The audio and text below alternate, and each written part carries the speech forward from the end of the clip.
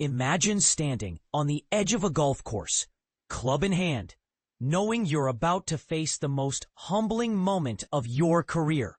That was me, a 26-year-old former Division III golfer turned professional golf writer, scoring a 12, yes, a septuple bogey during the U.S. Women's Mid-Amateur, the most prestigious tournament I'd ever qualified for. But here's where it gets controversial. Was it a moment of utter failure or a lesson in resilience? Let's dive in. It all started on the 18th hole at Monterey Peninsula Country Club. 3 swings, 3 whiffs. My club sliced through the kikuyu grass, but the ball remained untouched, swallowed by the impossibly thick rough. My stance? More like a little leaguer at batting practice. The ball sat waist-high on a treacherous side hill lie, and with each failed attempt, the task felt less like golf and more like an impossible physics problem.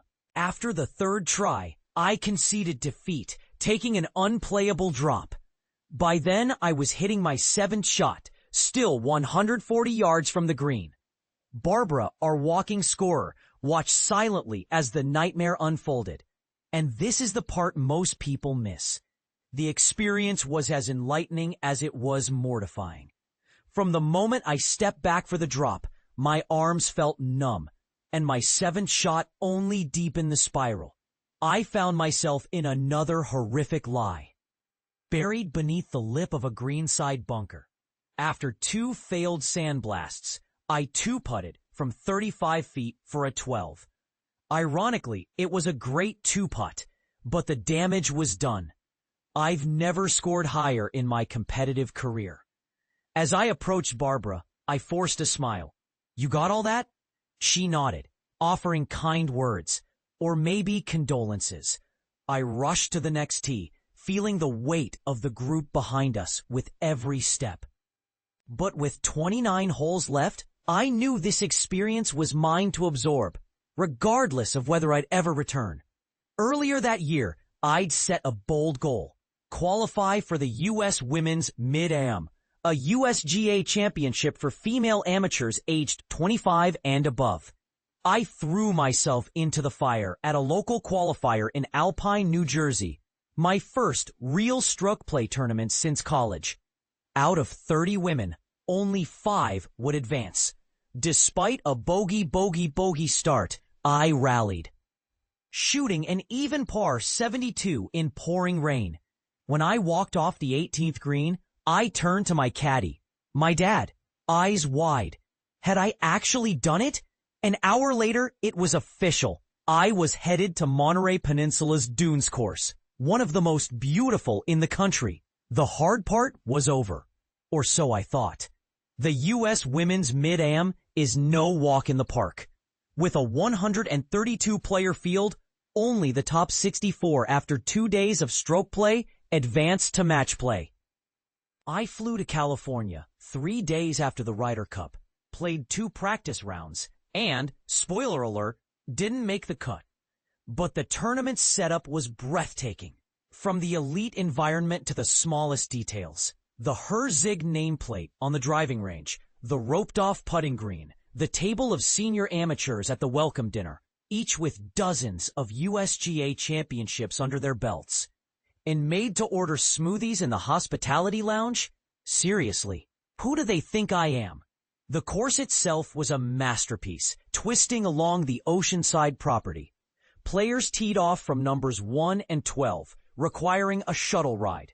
On day 1, my caddy, this time my brother David, and I arrived 18 minutes early for our tee time, only to be met by panicked volunteers shouting for an emergency shuttle. Tournament golf, if you let it, becomes a giant ball of panic. I knew I had nothing to lose, so I focused on embracing the experience. But stepping inside the ropes as a player, not a writer, was terrifying. My expectations and those of my friends, family, and peers were on the line. Sure, it wasn't life or death, just a couple of rounds of golf. But try telling that to my numb body 2 hours before my 7:48 a.m. tee time, or my throat which nearly closed after sinking that 6-foot putt for a 12. If I felt that way, imagine Rory McIlroy on the 10th at Augusta in 2011. Or players fighting for their livelihoods at Q School will never fully grasp the mental fortitude required to play elite golf, let alone put your ego on the line. My weekend at the Mid-Am was a glimpse into that world, a reminder of what makes this game great. It tests every part of you, confidence, stamina, and everything in between. Tournament golf exposes your weaknesses, and the USGA's pin locations?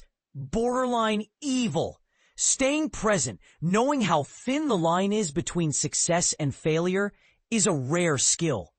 Don't take it for granted when you watch Scottie Scheffler win his next event. After my double-digit score became the topic of every conversation that Saturday, I know I won't. Somehow, after the 12, I calmed my heart rate and made 3 consecutive pars.